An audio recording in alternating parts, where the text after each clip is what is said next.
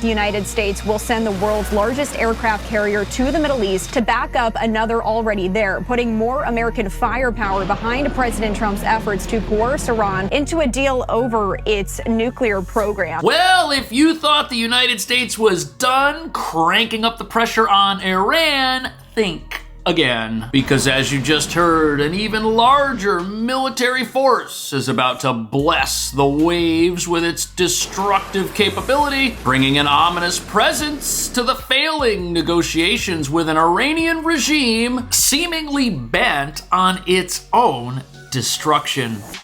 The USS Gerald R. Ford's planned deployment to the Mideast comes after Trump only days earlier suggested another round of talks with the Iranians was at hand. Those negotiations didn't materialize. And this morning, Iran's supreme leader issuing a threat of his own. Quote, more dangerous than that warship is the weapon that can send that warship to the bottom of the sea. I would say they're bad negotiations because we could have had a deal instead of sending the B-2s in to knock out their nuclear potential, and we had to send the B-2s. I hope they're going to be more reasonable.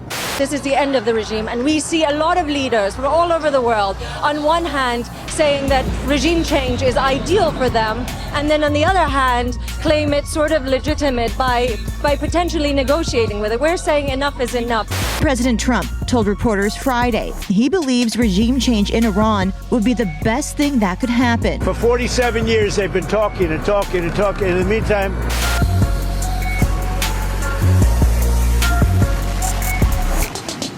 so as these Iran negotiations drag on, people wonder how much President Trump is gonna let them drag on. And what nobody's talking about is that the longer these talks drag on, the longer this regime stays in power, which is why they want this circus to continue forever. And this Barnum and Bailey clown show is exactly what we're witnessing. Because while Iran's leaders talk about maintaining a status quo totally unacceptable to their oppressed population, they get to keep being the oppressors of the Middle East, an imminent danger to themselves and their neighbors and even the rest of the world when they set up shop in countries like Venezuela. And when the mainstream news is out there asking how long these talks are going to go on before something happens, it's pretty obvious the entire world sees what a farce this is. But you know who doesn't see this as a farce? The very people who know they've only got to wait 2 years before Trump's out of the White House. And with the right people controlling America, these guys know they could soon go from having a country collapsing all around them to once again strengthening their missile arsenal and tinkering with their nuclear program. Which brings us to the real reason more carriers are headed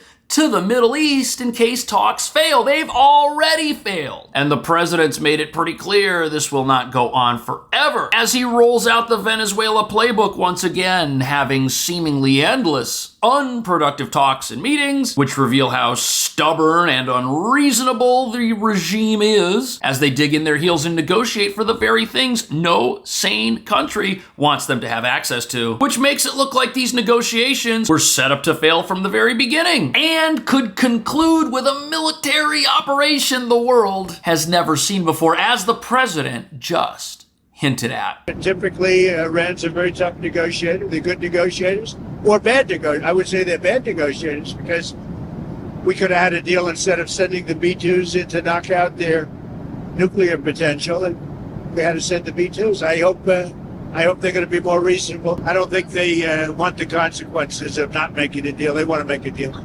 So, as you just heard, the president's made it clear this regime cannot absorb the consequences of not making a deal with us, while at the exact same time, they can't absorb the consequences of making one either, which is why they're now doing the exact same thing Venezuela's dictator was doing before he was removed at 2 o'clock in the morning. Images of military drills by Iran's Revolutionary Guard in the Straits of Hormuz. The exercises, overseen by General Mohammad Pakpour, aim to prepare the guards for potential security and military threats in the strait, after the US deployed a large naval force to the area. Right, saber-rattling, military drills, threats against the invaders, telling them we're going to force them back and that we are not to be trifled with. That's what we're looking at here, but obviously this isn't going to scare anybody. These speedboats can't do anything against a nuclear armada of submarines and ships. And what's fascinating is this is all happening at a time when this regime says that they want to negotiate, that they want to make some sort of a deal as long as it doesn't have any of the conditions in it. The United States says it needs to. This is very strange. It's Iran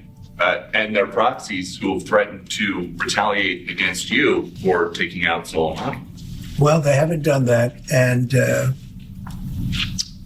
that would be a terrible thing for them to do, not because of me. If they did that, they would be obliterated.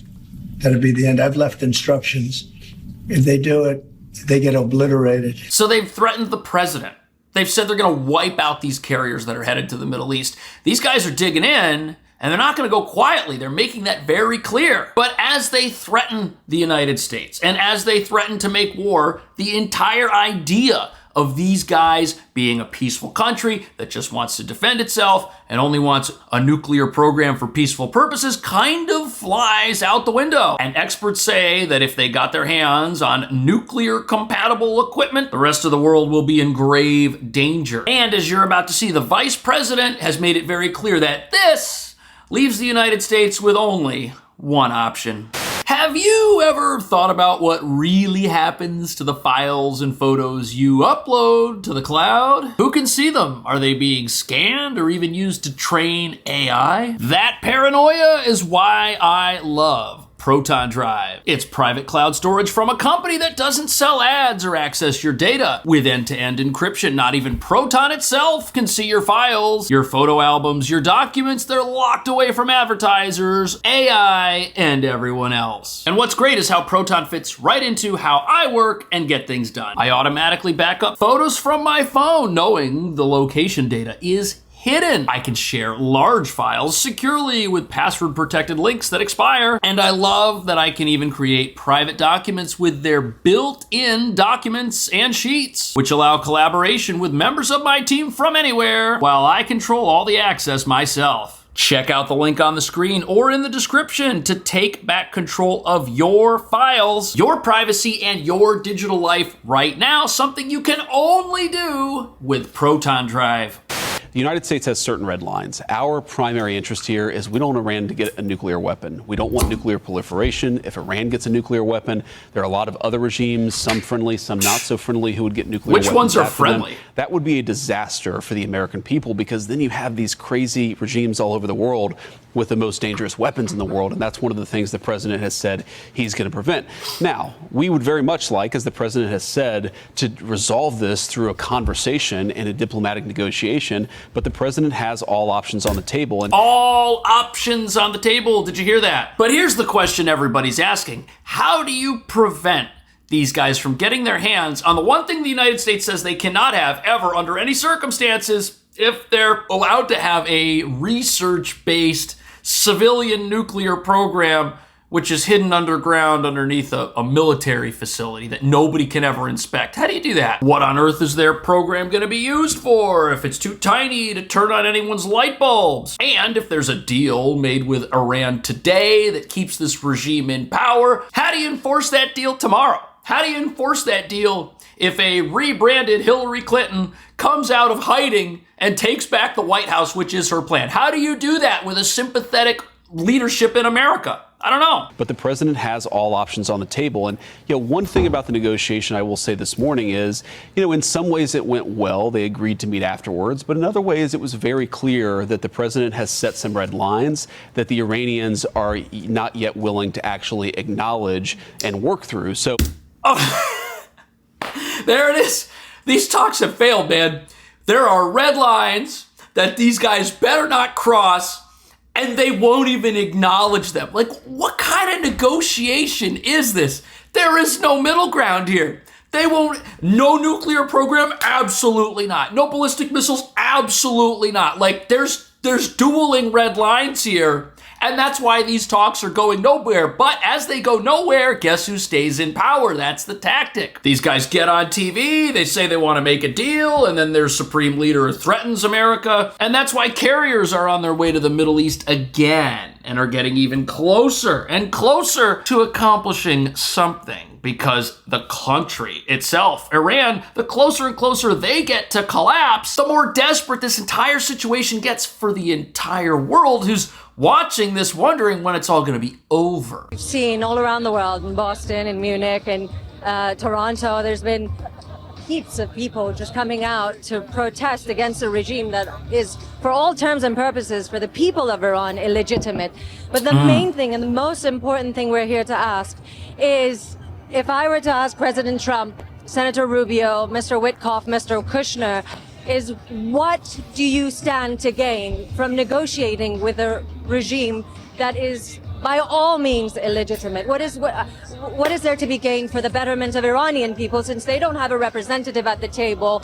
Right, the people of this country, they don't have a representative at the table. They're being ruled by a government that does not represent them. Obviously, that's why we've had protests here round the clock for 2 months. That's why people are taking to the streets all across the world. Everyone knows what a scam this government is, not just for its own people, but for the entire world itself, as they like to threaten folks. And unless it's your goal to prop these guys up and strengthen them somehow, I can't imagine what you're hoping to accomplish by talking to them endlessly over cups of tea while they secretly rebuild everything that was just destroyed. However, millions of people want to see change inside this country and outside of it, because everyone knows the people of Iran have no future if this regime has a future, as their ideas have set themselves against their own people in a zero-sum game, because they want to threaten their neighbors, they want to have dangerous nuclear weapons, they want to threaten America, and the people don't want any of those things. But if the regime is allowed to have them, the people are going to have to put up with it forever.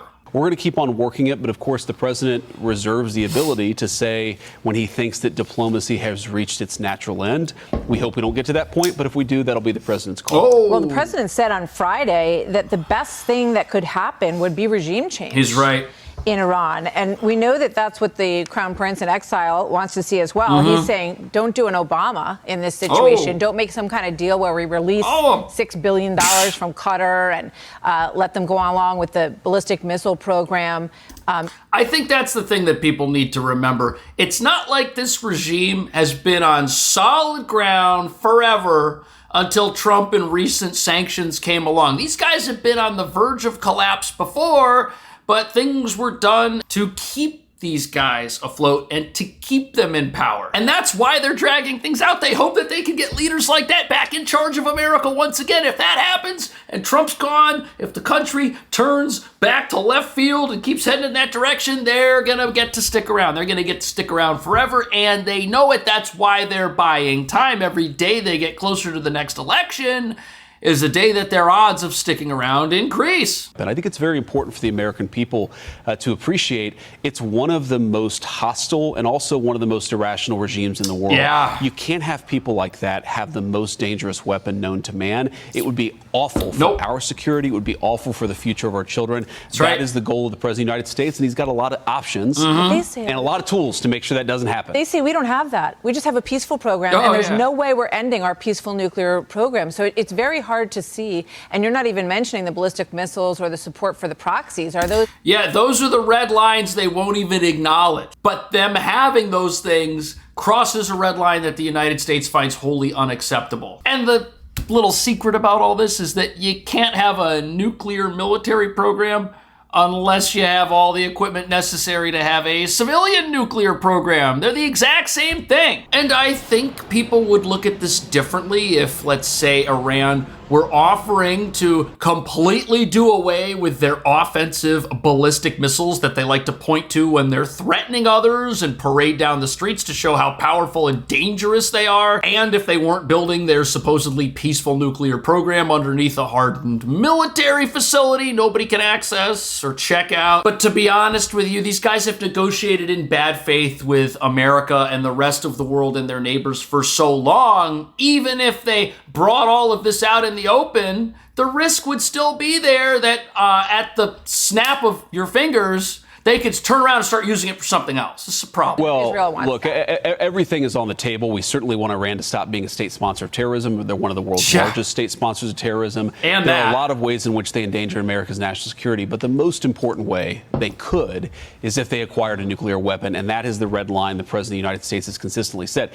And you know why that is? Because once you nuke up, you're there forever. Just look at North Korea. You know why nobody can get rid of North Korea? Because they have nuclear weapons and they have the ability to send them somewhere. And the idea of mutually assured destruction is what regimes like this bank on to internalize and solidify their power forever. Negotiation, deterrence, negotiation. So I think the ultimate truth, though, is that we've been tap dancing around here with Iran for decades. It was the same thing in Trump 1.0.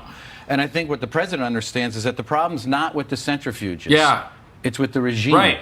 And therein lies the problem. That's it. How close are you going to get to the line in the sand before you pull the trigger? And that's the balance that the president's has to deal with every day. Right. And that's the whole point of this, is that there are many countries out there that have a peaceful civilian nuclear program. Japan's got one. Is anybody worried about Japan getting nuclear weapons? No, absolutely not. And that's for a couple of reasons. Not only have they not gone about threatening people recently, their facilities are all above ground. You can check them out whenever you want. They're using United States designs for some of their reactors. So there are a whole bunch of things that need to line up in order for the world to accept that your country wants to have a peaceful nuclear program. And we don't see any of that with Iran. Ayatollah is saying neither compromise nor surrender. Why? Confrontation with the United States. I mean, this is exactly opposite of what their negotiators are saying. I talked to the foreign minister, Abbas Araghchi-Wan, a number of times, but in January and most recently in July, about what it would look like, negotiations. Take a listen. If you were to offer concessions to get back to the table, to talk, what would those concessions look like today? We expect that the sanctions are lifted. Ballistic missiles is our means of defense. This is not an accurate statement. Ballistic missiles are not how you defend yourself. Ballistic missiles are how you make the first move against an adversary before they have time to react. They are an offensive weapon which is used to heap sudden destruction on a specific target somewhere. And without them, you can't threaten America. You can't threaten Israel. Where do these threats come from if a ballistic missile is some sort of defensive weapon? Like, how do you even make a threat unless you have the ability to project force? You see, not having these offensive weapons is totally antithetical to every single thing this country and this regime have stood for the last 47 years. They want this stuff. They need this stuff, not only to save face, but to preserve their power and to protect them from outside influence, similar to how North Korea does, which is why they're working so hard to get a nuclear program going. It is not negotiable. But why not import enriched uranium, as other countries do, as part of the deal? Why not do it that way? Well, because this is an achievement, a scientific achievement. Because you take it past the percentage. You take it to 90% or 60% and instead of 35%. This is a really, really good question, and it really exposes what's going on here, because it's possible to have a civilian nuclear program without going about the process of enriching uranium. And when you enrich uranium, that's how you get the critical mass necessary to build a weapon of mass destruction. That's how you do this. If Iran says they want to have a peaceful civilian nuclear program, okay, but we're not going to do any uranium enrichment. We're going to have an above ground facility. We're not going to have any missiles. We're going to have this facility and we're going to bring in all of our uranium from, let's say, the United States. Had they gone about saying that several years ago, I don't think we'd be looking at the same series of events we're looking at now, and they wouldn't have gone and acted in bad faith trying to rebuild this secretive program, which Trump just took out, proving that I'm not necessarily sure we can trust them. I'm not sure that it's a good idea to try and trust them with any type of nuclear program, because once you get one foot in the door, if it's your goal to act in bad faith, you're going to be constantly trying to sneak the other foot in there. If they are allowed to have a civilian program up and running and they're allowed to import uranium and have these things going, eventually they'll be able to say, it's not fair that we can't enrich our own uranium. It's not fair. It's a human right. We want to have a scientific achievement. Justin, we already have the reactors. What's the big deal? You see how that works? No. We never go to 90%. So basically, on the nuclear enrichment and on ballistic missiles, he was saying it's a non-starter. Well, you got to keep in mind where we are at this moment. Clearly, Iran is in a weakened state right now. Given what has happened internally, the protests really had a negative effect. And I think the regime understands it's been destabilizing. In addition to that, I think there are economic pressures. And finally, when you now have the 2 aircraft carriers plus additional warships in the region, there's a military threat. This is why so many people are saying that there will never be another opportunity like this. Now, he goes on to say that nobody wants to see war. I don't want to see war either. Hopefully this regime peacefully steps away and peacefully returns their country to their own people. If they are allowed to stay and they have proven to be a bad faith actor, which they have, I don't think anybody can deny that. How are we not going to be in this situation again in 5 or 10 years? We were just here when President Obama was in charge, and now we're back. It would be an odd ending to this if the status quo continued. I just don't see that happening. I think a lot of people looking at this don't see that happening, but what do you see happening? I'll see you in the next video.